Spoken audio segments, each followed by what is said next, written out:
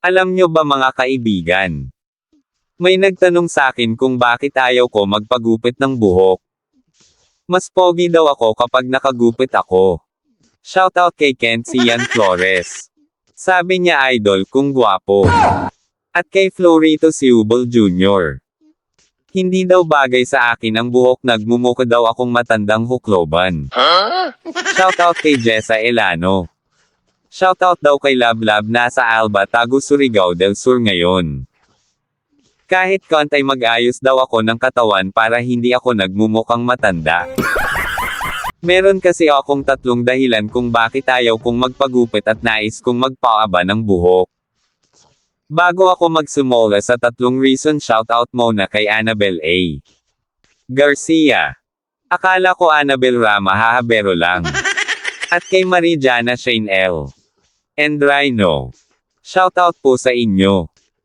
Ang unang rason ko ay nasa abroad ako at malayo ako sa asawa at anak ko. Kaya hindi ako nagpagupit dahil wala naman dito ang asawa ko.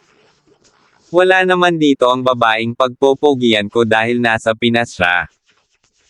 Ayaw ko naman gumaya sa iba na kahit wala ang asawa nila ay todo forma parent, kala mo binata. Dapat na sa akin ang maligo magsepilyo araw-araw. Wala akong reason para pumorma dahil hindi naman na ako binata. Pangalawang reason ko. Malapit na ang winter. Malamig kasi sa anit ng ulo kapag maiksi ang buhok mo sa panahon ng taglamig. Kaya isa yung sa mga dahilan kaya ako nagpapahaba ng buhok. Pero bago tayo magtungo sa pangatlo, may iiwan muna akong kasabihan sa inyo.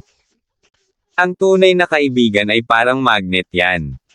Hanggang dikit kahit anumang hirap.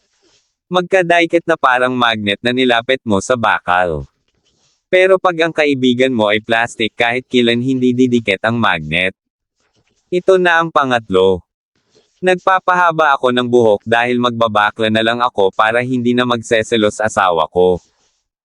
Kung nagustuhan mo ang video na ito, paki-comments kung taga saan ka para alam ko kung saan nakakarating ang video kong na ito. Paniwan na rin ako ng likes at react sa ating video. At paki-share na rin ako sa nais magpa-shoutout. Maraming salamat at God bless.